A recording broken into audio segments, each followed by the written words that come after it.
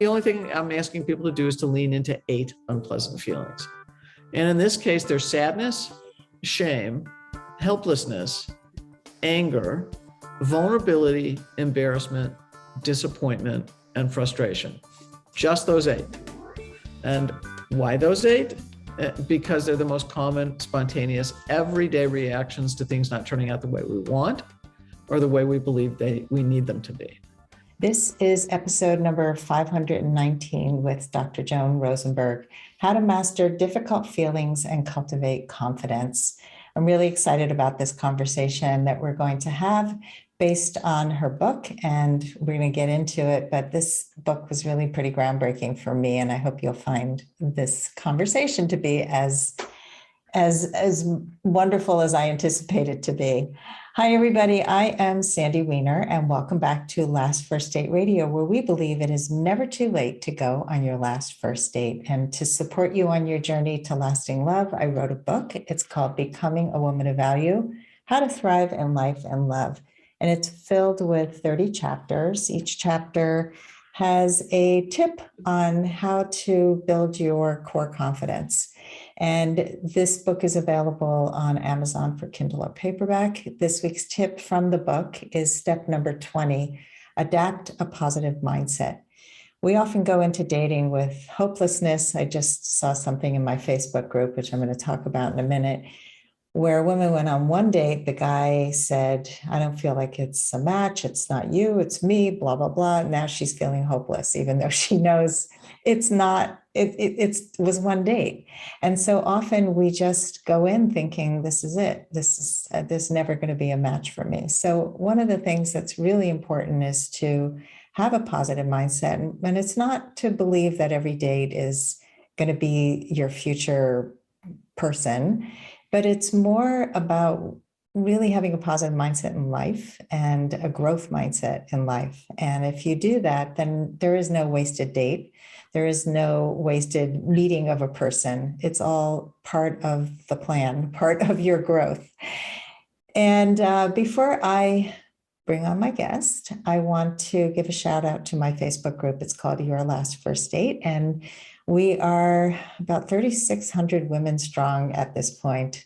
And I have 7 amazing moderators who moderate the group so that it stays positive and focused, and it's not a cesspool of complaints, because that's what happens in most groups for single women. And we don't devolve into that. I have very strict guidelines that are all geared to help you set boundaries and communicate more effectively and do all the things that I teach in my coaching practice. So join us at Your Last First Date. And now for my guest, Dr. Joan Rosenberg. She is a psychologist, a bestselling author, a corporate wellness consultant, and a media expert. She's known globally as an acclaimed speaker and trainer on communication, confidence, resilience, authenticity, and grief. She has had 3 TEDx speeches, and she's a member of the Association of Transformational Leaders. And she's been recognized for her innovative emotional mastery and confidence building approach, and for her thought leadership and global influence in personal development. I personally have found her approach to be really accessible, and I love it. So I can't wait to share it with you. Welcome to the show. Thank you so much. It's really fun to be here. Let's talk a little bit about building confidence. I know you had your own journey towards your own confidence. So can you share a little bit about your journey and how you started this? Absolutely. I always like to tell people that, if I give you the most graphic description, I like to tell people that I was so shy that if you remember wallflowers, I was Velcroed to the wall. So I was shy. I was sensitive.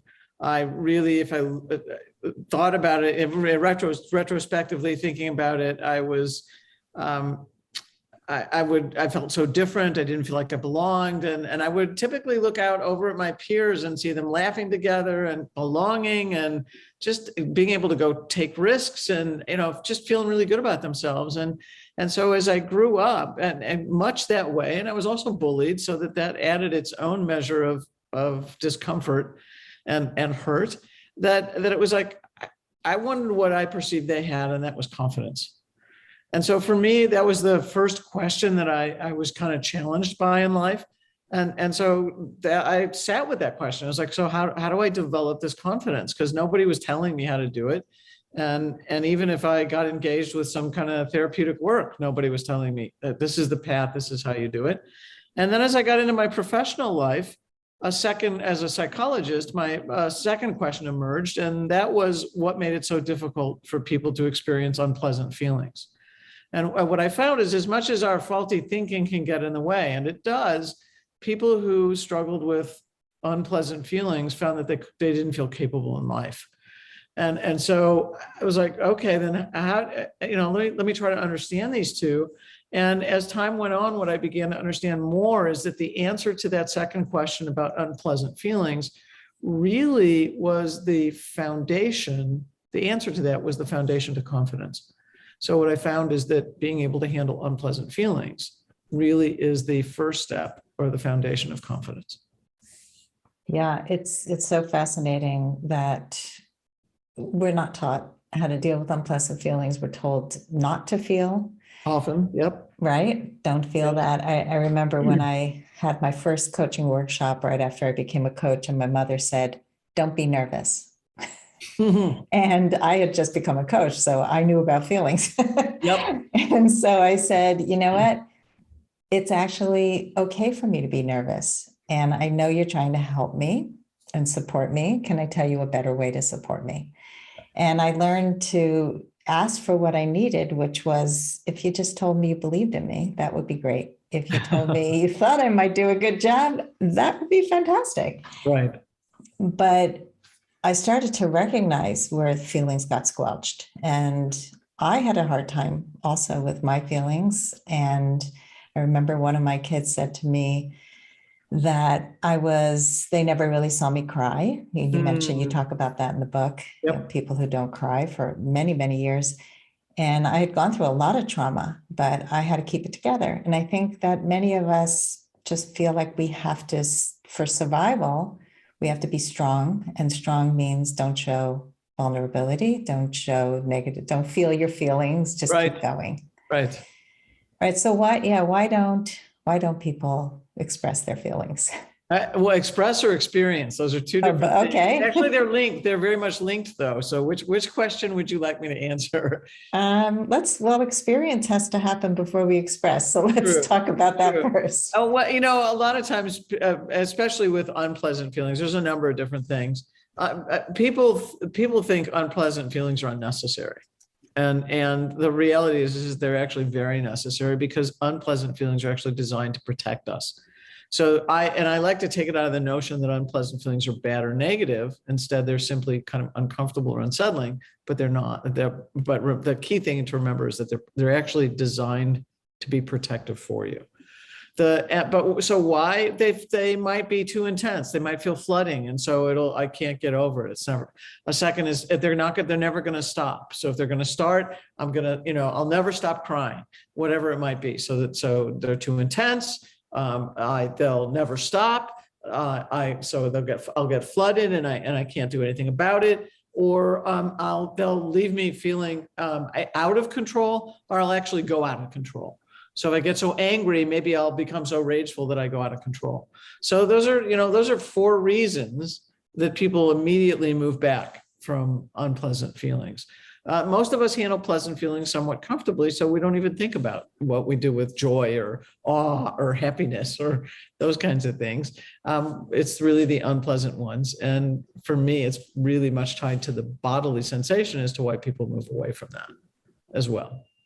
And you talk about the 90 seconds, and for anybody watching on YouTube, I'm just going to hold up the book, 90 Seconds to a Life You Love, which is an amazing book. Thank you. And 90 seconds, that's all it takes to really go through and experience an emotion, an unpleasant feeling.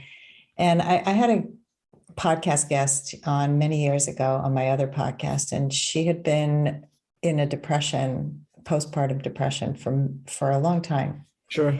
And nobody could help her. And she actually was the first person who talked about this concept of for her, it was anthropomorphizing the emotion, the feeling, like just saying sadness. I'm talking to you. What are you trying to teach me? What are you here for? And so she confronted those emotions and those uncomfortable feelings, and finally was able to work through them in a very short time, as opposed to the year and a half that she had been suffering with depression from her sadness. You say it's only 90 seconds. So like, why does it take so long for people to, why do they hold on so long? So you have two big questions kind of embedded there. Let me try to walk through both of those. One actually has to do with the 90-second piece. The second has to do with the notion of feelings lingering. So let me see if I can kind of tackle them in that order. The first is the 90 seconds idea. I want to make clear it was not my idea. But what I've done is I've synthesized the work or adapted the work of Dr. Jill Bolte Taylor, who wrote a book called My Stroke of Insight. And in that book, she talked about her observation. She was a Harvard-trained neuroscientist. And she made the observation that when a feeling gets triggered, there's a rush of biochemicals into our bloodstream that activate bodily sensations, and that those same biochemicals flush out of the bloodstream in an upward limit of 90 seconds. And what I want to do is take that idea of those biochemicals, the 90 seconds, and the bodily sensations, and kind of bring that into the discussion here. So what I found in my work is that there was sort of a formula to help people kind of stay present to the feeling. And because most people want to run away from them when they're uncomfortable or unsettling. So, and it's especially tied to unpleasant feelings. So I kind of came up with this formula, and the formula is 1 choice, 8 feelings, 90 seconds. And the 1 choice is to stay present to what's going on and to be aware, or as aware of and in touch with as much of your moment-to-moment experience as possible. That choice is being made against avoidance. And we find all sorts of ways to distract. We can distract through shopping. We can distract through screens and social media. We can distract through food, through substance use, through having feelings about having feelings. I mean, I can go on and on. Anxiety is a way to distract. From my point of view, harsh self-criticism is a way to distract. So, I mean, I think in the book, I probably named 35 different ways to do it. All of us can be found in that list, including me, and including me even now. So there's obviously, I'm human, I do those things too. So but the key here is I'm inviting people to stay in that place of awareness instead, and to try to be in touch with as much of your moment-to-moment experience as possible. The second part then is that it's the 8 feelings. The only thing I'm asking people to do is to lean into 8 unpleasant feelings. And in this case, there's sadness, shame, helplessness, anger, vulnerability, embarrassment, disappointment, and frustration. Just those 8. And why those 8? Because they're the most common, spontaneous, everyday reactions to things not turning out the way we want or the way we believe we need them to be. And then what I started with in terms of the 90 seconds has to do with this idea that and an understanding that most of us come to know what we're feeling emotionally through bodily sensation. So for instance, if you think about embarrassment, you would see the redness in my face. I would feel the heat in my face as my signal or my bodily sensation cue that I'm feeling embarrassed. So just understand that most of us have a bodily sensation signal that helps us know what we're feeling emotionally. And what I realized is that that's what people want to distract from.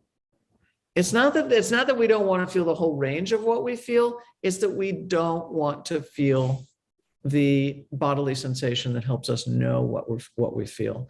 And if you have that understanding, and you have the understanding that's only roughly 1 or more, I'm going to emphasize the more here, 1 or more bodily sensation waves, then the way you lean into unpleasant feelings is to understand your focus is to ride 1 or more short-lived bodily sensation waves. And that's how you lean into unpleasant feelings. Yeah. So the 90 seconds, and you talk about there's a range there too. Absolutely. Right? Yep. but it's like maximum-ish 90 seconds is Roughly all. speaking, yeah, Right. feelings are transient, and that's and Mhm. people think they're long-lived. They're actually very short-lived. Yeah. And when we don't push them away and not pay attention to the bodily sensations, they can linger. And we Right. can remember, and you talk about the memory of that, Yes. right? Yeah. And I Yeah. found that to be really interesting. I had a father who was bipolar and ruminated a lot and just played out everything over and over, and it drove me nuts. But I understand it was part of his mental illness that he did that, but it was like things just never left him. And Right. So to your point, the kind of that to lean into then your second part of the question is what causes them to linger. Well, I would add a couple of things more that aren't in the book. One is trauma encodes differently in the brain. So an experience of trauma, tragedy and trauma, can leave an experience that feels like feelings that are lingering. So that would be one. A second is that when we try not to think about what's actually present in our lives, and you're saying things like, well, I don't care about it, or I'm just not going to think about that. The reality is you're going to cause yourself to think about it more as opposed to less. So if I told you not to think about an elephant that was green and pink polka dot, you'd have to think about that elephant in that look to not think about it. And it doesn't work. It can't work. So that's what psychology calls thought suppression. And so thought suppression doesn't work, but it causes that experience of lingering. The second is if you kind of keep on thinking a given thought, or you keep on generating a given memory, then that memory or thought is going to bring up everything attached to it, including the feelings. And the more you rethink it, or repeat it, and whether you repeat the thought or repeat the memory, the more now you're actually keeping those feelings going, or that experience that the feelings are going, because you keep on repeating those thoughts and memories. And then the fourth big way now that I talk about feeling like they're lingering has to do with harsh self-criticism. So if you're a person that engages a lot of negative self-talk, or kind of trash talking yourself, then I will tell you that I believe harsh self-criticism creates an experience of lingering unpleasant feelings. definitely. I'm thinking of a few of my clients who had a lot of trauma growing up and have the lingering self-criticism based on the traumatic upbringing. Mm-hmm. And so one woman had been told she was selfish by her parents, who were actually quite selfish. Mm. And I'm trying to help her understand and work through her emotions and understand that was all the people who called her selfish were the most selfish people in her life. And we can say it, but unless you actually feel it and own it, it's not going to stay in your body. Right. So, yeah. And so there are a lot of people who are just petrified of going there, right? So it's really unpleasant. It conjures up something awful. You feel like you're going to die. They're probably very extreme reactions to emotions. Can you share an example of somebody that you've worked with? You've shared many stories in the book of somebody who had very poor coping mechanisms around, or strategies around how to cope with feelings by numbing and doing, something that wasn't healthy, and how they work through this system. Actually, the one that comes to mind is the one that I think opens chapter 2. That's the first one that kind of popped in mind. She's somebody who, when I first met her, she'd been sexually assaulted, and probably it could have been just a couple months out of a sexual assault. And but previously she'd grown up in a family where there was alcoholism in the family, there was hoarding in the family, there was physical abuse in the family, and obviously hostility. And this was a woman who tended to not only overeat, she engaged in harsh self-criticism, she would engage in explosive rage episodes, and she would also do things like tear her hair and bang her head against the wall. I mean, there were, so we, and I think there's more, drug use too. So that there was just an array of things that she talked about. This is the first session we met. And what I remember doing that first session is looking at her and saying to her that I realized she was bringing in all these different kinds of problems. And I wanted to reassure her that we would make our way through it. And that what was happening was that I believed that she had one major problem, and that all the other kinds of things she was doing was a reflection of that one major problem. And what was the one major problem? She couldn't handle her emotional experience. And as a consequence, she did everything else around to distract from it. So that the explosive rageful episodes, the drug use, the head banging, the eating problems, on and on and on, the pulling her hair, they were all manifestations of trying to get away from the emotional pain she felt. And the first thing that I started to do with her was to say, actually, and I don't remember if this part's in the book, but I remember talking to her about, I said, you know what, your explosive reaction, we gotta toss that one out first. We gotta make that one go first. And I used to call them spiking episodes. And so the first thing we did was try to have her work with this notion that she had no control over her anger and no control of how she expressed her anger.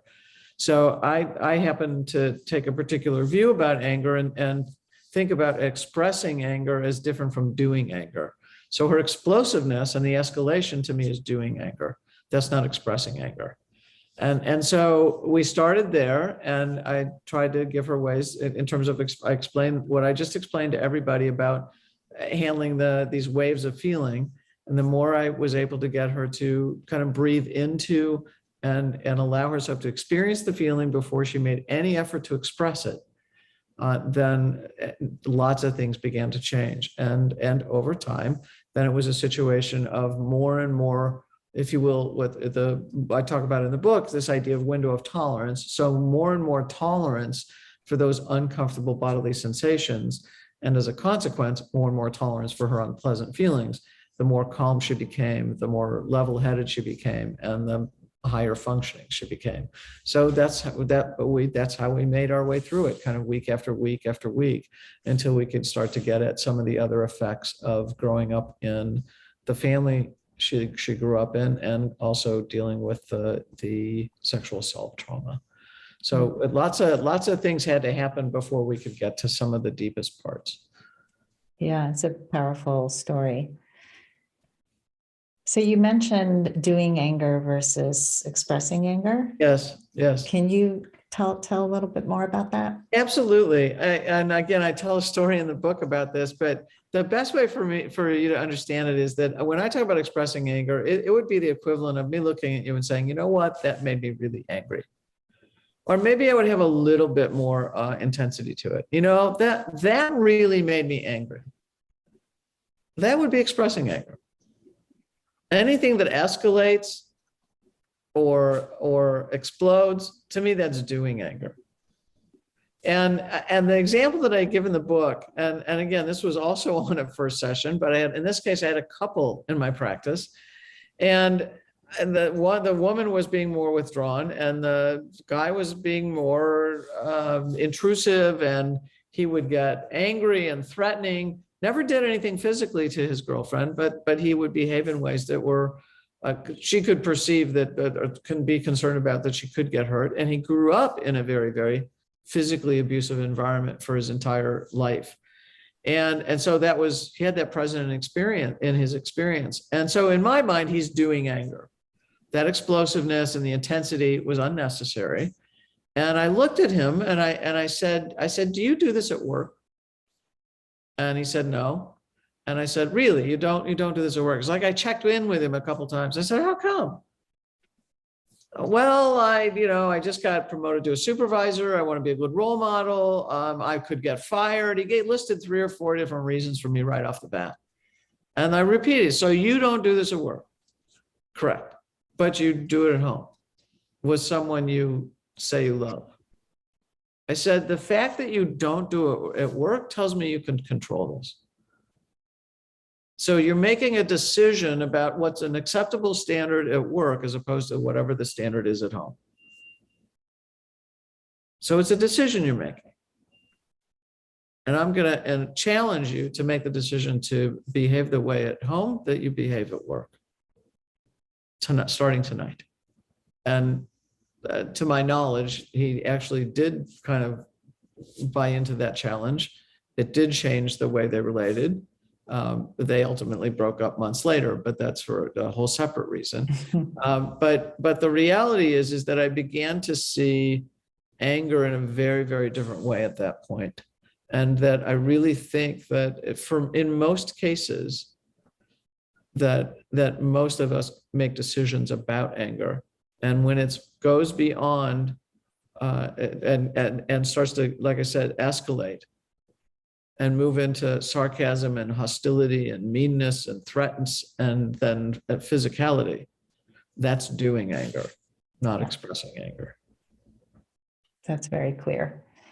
I think that a lot of people who act out in certain places and maybe not at home, I've always thought like my kids would come home and let everything out the whole day at school, that they were holding in all those feelings, and then they come home and safe place. Right. Right. But safe, but it's not okay. And so it's teaching how to express those feelings, don't suppress them at home, Right. or don't suppress them at school or at work, but learn how to express anger in a way that's more respectful, that's less in your face, that's less passive aggressive, so that it's connecting, because it's a true emotion that needs to be expressed. Right. It's a statement of my experience. Yeah. And a lot of people are petrified of anger. And I know that women in particular, many women were raised to never get angry, to always just be mild and kind. And then I had a whole experience that was very different with a client of mine who was a Black woman. And there's a whole thing around Black women who are angry. Angry Black women, yes. Yeah, I never knew about that, because I was encouraging her to speak up, and she was like, angry Black woman. And I'm like, oh my God. So there's a lot out there that's telling us, just be quiet, put your head down, don't say anything. And anger holds a lot of clues for our values. It holds clues for what's important to us. And I think that, to me, is one of the most important reasons that we need to be able to express and feel all of these unpleasant feelings, because they are part of the fabric of who we are. They make up who we are. Absolutely. And if we try to cut off from the experience of anger or those other unpleasant feelings, we're literally cutting off from half of our life. Yeah. Yeah. I remember I had a date with somebody, or first phone call with someone who never went to a date because it was so unpleasant. He only wanted to focus on positive things. So it was the opposite. It was like, not just not express anger, because I've definitely had conversations with men after my divorce who just want to talk about how horrible their wife was and took all their money. And it was just a lot of victim acting out kind of behavior. And I didn't know how to set boundaries back then, just hang up the phone. But the other men who would be all, everything is good and we can't talk about anything else. And so both of those cut off half of who we are. Exactly. We lack authenticity at that point. Let's take a quick break to hear from our sponsors. This episode is brought to you by Amazon Music Unlimited. You can listen to over 70 million songs and thousands of playlists and stations. Plus, you can now stream your favorite podcasts, like Last First Date Radio. You can listen to any song, anytime, anywhere, on any of your devices, your smartphone, your tablet, your PC or Mac, Fire TV, and any Alexa-enabled devices like the Amazon Echo. Get Amazon Music Unlimited for free for 30 days. Just head on over to getamazonmusic.com/lastfirstdate to learn more and claim this offer. A couple things that nuanced in your book that I enjoyed were the concept of disappointed in and disappointed. I remember learning about the word disappointed and learning that it was a judgment. And the way you described it as disappointed in is judgment, and disappointed is an emotion. The feeling, right? Is a Right. feeling. Well, that's I think I'm not sure if it might come into play when I'm talking about harsh self-criticism. And I don't think people realize what harsh self-criticism necessarily sounds like. And I mean, many cases they do, but there's nuances to it. And the second part of it is I don't think that they understand the damage it does. And what I would find is that people would say, well, I'm disappointed in myself. And I, something didn't work out, or, they had tried hard at something, it didn't happen, or, or persisted, but I'm disappointed in myself. And I looked at them and I said, no, I said, I think you're disappointed. And disappointed in myself becomes a judgment about myself. Mm-hmm. So it's like, well, how about if we just leave you disappointed that something didn't work out, and notice the difference that the impact that has on your sense of self. Yeah. And it was like, oh, I had never thought about that. And it's like, but we do a lot of those kinds of things and it actually causes us, I think, to hurt worse. Mm-hmm. And to feel less, to be more harshly judgmental about ourselves, and to devalue ourselves in ways that is totally unnecessary, and I actually think quite damaging, than to just live with the feeling, oh, I'm just disappointed. When you take control of it, or the impression that you're taking control of it by going, I'm disappointed in myself. Mm-hmm. Now to me, that's a thought hijack of the unpleasant feeling. So Mm-hmm. harsh self-criticism in general to me is a thought hijack of unpleasant feelings. It's an interesting way to put it.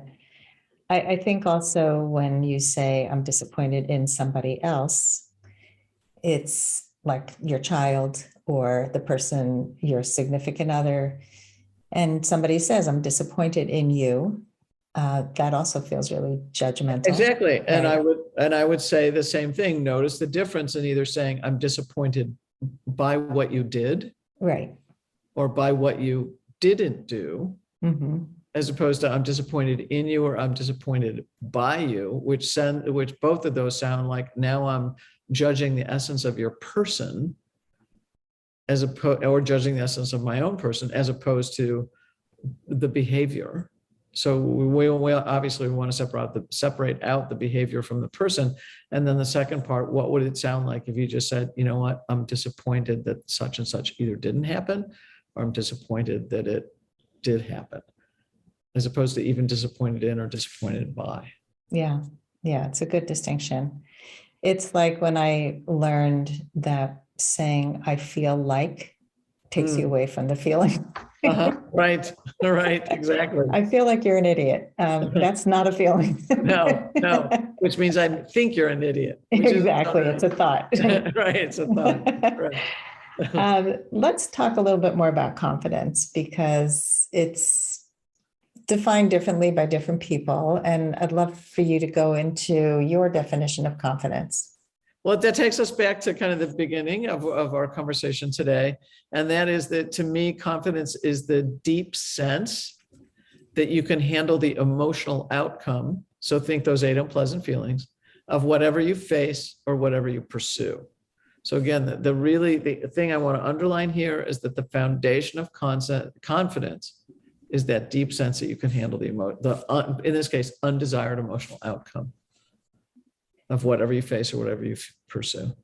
Right, which opens up so many doors to pursue scary things and to do the things that you maybe wanted to do, but you were afraid to try, and the conversations you're afraid to have.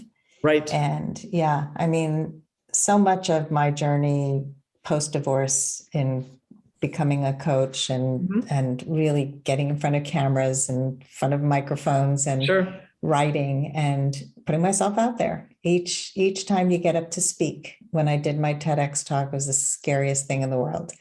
And I thought, everybody is here to judge me and I am going to fail. Uh-huh. And I had terrible anxiety for a while. And it was one of the first times I ever really spoke in public. It was kind of a backwards way to start speaking.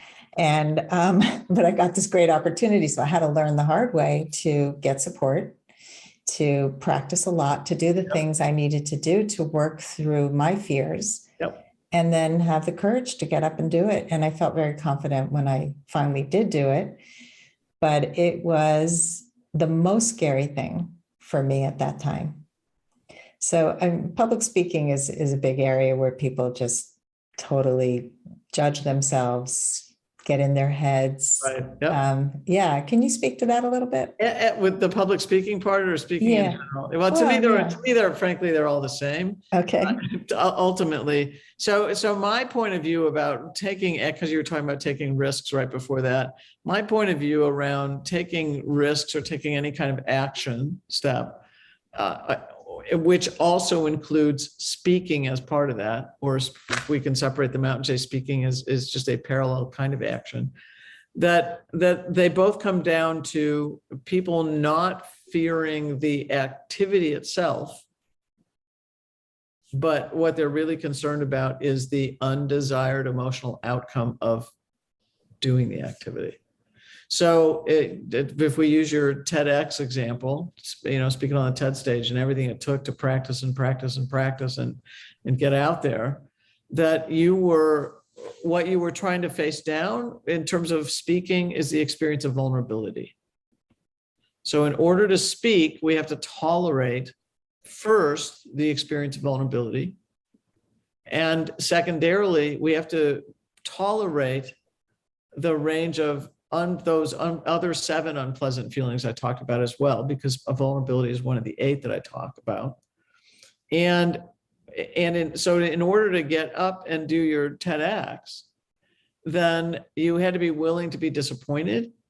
You had to be willing to face disappointment or embarrassment or frustration or anger or any of those kinds of things. Sadness that it didn't work out the ways you wanted it to work out once you got off stage or once you saw how it was being received, all those different kinds of things.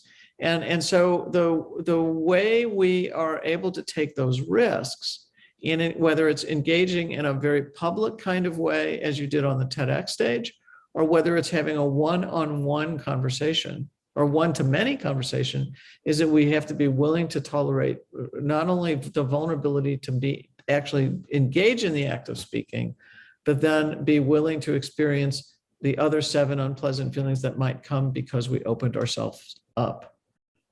So that's, for me, it's the reason people hold back from speaking is because they don't want to deal with unpleasant feelings. And if I can carve it out, the way I love to talk about this is that difficulty speaking up is not a speaking problem.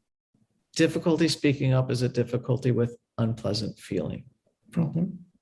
That's what it all boils down to, right? It does, over and over. So you can handle those 8 feelings, you can start to speak up in ways you never considered before. Yeah, it's really true. And, like I've entered many contests, speech contests. I just submitted to the Moth Radio Hour. Oh, how wonderful. Yeah, That's great. I didn't win a contest, and I could have looked at that as, well, I'll quit now because I didn't get what I wanted and I'm really frustrated. And obviously I'm a terrible speaker. And I just said, well, what can I do? Let me feel what I feel. I was disappointed. Right. And I was frustrated. I was frustrated with the judging. But I said, okay, I can also repurpose and I can find another platform and I can speak because speaking is important to me. So I didn't want one experience to silence me. And I think that we often will do that. When I was writing for the Huffington Post and the comments were just disgusting and I was reading them like an idiot. And so I was like, okay, I can choose not to read these. I can read them and maybe find some truth in them.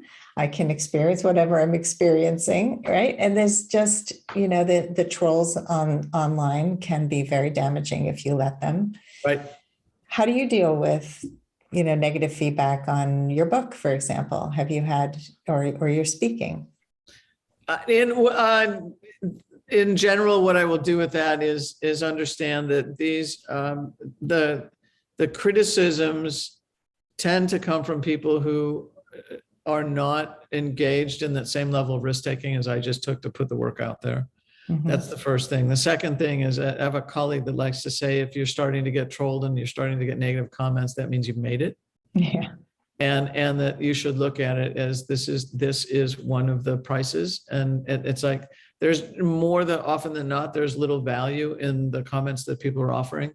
And so I might scan something, but I don't give much, I really don't give much value to them because they're not, I know what it took for me to do the work. I know how I value the work. And if they can just dismiss it offhand without being engaged in it, letting me know where they're coming from, or in actually coming to it with an intent to be constructive as opposed to destructive, then it's like, then the intent is not in the right place. So if the intent is a malicious intent or a destructive intent, it doesn't have value. If you want to give me some constructive feedback, and I can tell that it's coming from a well-intended place, that's a whole different story. Yeah, that's a good distinction. I think that people are really fearful of feedback in general, and often it's because they've only gotten feedback from the source that's been negative and critical.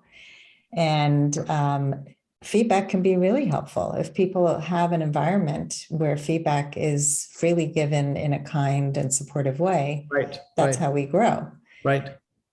And So, which is one of the things that I talk about. I mean, even when we develop and I think of communication as skill, even when we develop our skill of speaking, that it's, and also providing feedback to others, it's never about coming from an ill-intended place. My caveat around speaking up is that the goal is to be kind and well-intended, not to be malicious or hurtful. So that's what I'm really asking people to consider as you start to engage more honestly with other people. Let it be from a kind and well-intended place, not a hurtful place. Absolutely. Agree with you. The other thing I wanted to say too, because you're such a good representation of it, is that and I never like to use the word rejected, but I'll use it and then change it. When you got rejected from the speaking contest, right? Or when you got disappointed by the results you got from applying to that speaking contest, the key here is that you didn't stop. You didn't take the one incident and go, oh, I guess I'm not a speaker. Oh, I should never apply to contests again. Instead, what you did is you went, okay, I'm going to take this and I'm going to persist. And one of the most important things that you show me in that, or hopefully you're showing your other listeners, is that that you valued something greater than the emotion that you felt when you were disappointed, but like the disappointment. Something was more important to you. Your vision, or what you valued, what you wanted to achieve, was greater than your reaction. And so when you can hold that vision and hold that value and hold that goal or dream or desire, and you let that lead, and you understand that disappointment is just part of the pathway to success. We all get disappointed. I like to say we get disappointed on our way to success. That it's just build it in. And it's now both the attempt, and then the experience, and then the persistence through the experience, and the attempt again. That is the thing that actually builds that unwavering confidence. It's understanding that is the process. It's not that you have confidence and then take the action. It's not that you speak and then you take the act. It's not that you have confidence and then you speak. It's not that you have confidence and then you take the action. It's that you take the action or you speak and then you develop the confidence. It works in the opposite order we typically think it does. Yeah, exactly. And I knew my why, which is why I agreed to the TEDx. That's all I knew. I knew I had a mission. I knew I had passion, but I didn't know how to speak. And it was my biggest fear. And, when you described your childhood, I had a similar experience where I did not speak in class. I shut down probably in like first and second grade. I never raised my hand, Mm, and we had moved a lot. So that's another trauma that I never sure, realized was sure. trauma. And I had moved from Atlanta to New Jersey. And so I had this Southern accent. And when I would read aloud, people would make fun of me. So I stopped reading aloud. And I realized much later, I was called shy my whole life. You're shy, you're shy, you're so shy. And I realized it wasn't shy. I was just afraid of being judged. I didn't want to be made fun of in the classroom and be embarrassed. And so the only way to prevent that is to say nothing. And my parents had brought me to a therapist. Took me to a psychiatrist for testing. And, your daughter is very bright, but she's just shy. Uh-huh. So that was the message. And it was a label I carried for my whole life that I'm just a shy one. And I, like you, I would kind of, a little different, but I had my peers, the ones I hung out with were the ones with the big mouth. Mm. And I would sometimes kind of quietly tell a joke, and then they would say it out loud and get credit for it. And then over time, I didn't like that very much. It's like I had a voice too. Right. I just couldn't find it Right. for a long time. And I think once I found it, I said, okay, I'm not going to lose this, and I'm going to actually empower other people to find theirs too. Oh, that's great. Great. Yeah. So, this has just been so great. I mean, I could talk to you forever, but we do have to end. Okay. And so my final question, and I ask this of everyone, is what are your final words of advice for anyone who wants to go on their last first date? For me, it will probably come down to vulnerability in this case. Because vulnerability to me means a willingness to tolerate the other 7 feelings. So vulnerability, the way I define vulnerability is it's the sense that you could be hurt. Go into that potential last first date with the openness and let yourself be vulnerable and be your true self. And be willing to experience the other 7 feelings if it doesn't work out. And I would say be willing to have your last first date be as many last first dates as you need to have them be. But be vulnerable when you go and do it, because being your true self is really the kind of thing that's actually going to be the most inviting to the person that's there. So be your most honest, most true, most vulnerable self. I love it. I couldn't agree more. I think that people don't know what true self means. I think people really struggle with true self because we spend so many decades putting masks on and trying to be another self, Right. Other people's selves, and to get naked in that way Right. is scary, but it's also what connects us, because a lot of what's out there in terms of dating advice is to actually pull a bait and switch, like show up as this really together person who never has any problems. And then all of a sudden, when you're in a relationship, let it all out. I would agree with you. Do you mind if I add another piece to this? Would that be Sure. okay? Because I recently got into a relationship, and the decision that I made at the front end of that was to be as honest and direct as possible. And a part of this is probably borrowing from the wisdom of age. But it was like, I don't know what the time will be. And I'm always maintaining a consciousness about time. And that I want to make better use of the time that I have, not knowing what remains. And so for me, it was, I'm gonna kind of lay it out there and be very specific about how I see myself and what it is that I want. I will tell you that when I was able to be honest in that way and vulnerable in that way, my vulnerability didn't even feel like vulnerability. It felt like strength. Mm-hmm. And the truth is that when we can be vulnerable, meaning being honest about our experience, it's actually your greatest strength. It's not weakness at all. No. So that's part of the reason I'm saying, let vulnerability lead, let your honesty of you lead. And that you'll actually be bringing strength into the equation as opposed to the opposite. Beautifully said. That's been my goal throughout all the relationships I've had after my divorce, where I lost myself quite a bit in that relationship. And I said, okay, no more. And it's not always easy. It's people will sometimes ask me out at the end of a date. And now I'll just say, let's talk. Because I don't want to say a yes when I might mean a no. I have to percolate and figure out what I really want to say and what my truth is. So, just asking for what you want, telling somebody that didn't feel good, Right. All those things. Relationships really bring out all the vulnerability in us Right. and help us see ourselves and all the stuff that came before. And they're our best teachers, I feel, if we really are showing up to them. Yes, absolutely true. I totally agree. Well, thank you so much. I love this conversation. If you can share with our audience the best way to find you, that'd be great. At drjoanrosenberg.com or my name itself. Awesome. Thank you, everybody, for listening today. And if you love our show, please rate and review us. Give us a good review on Apple Podcasts. And as always, here's to your last first date.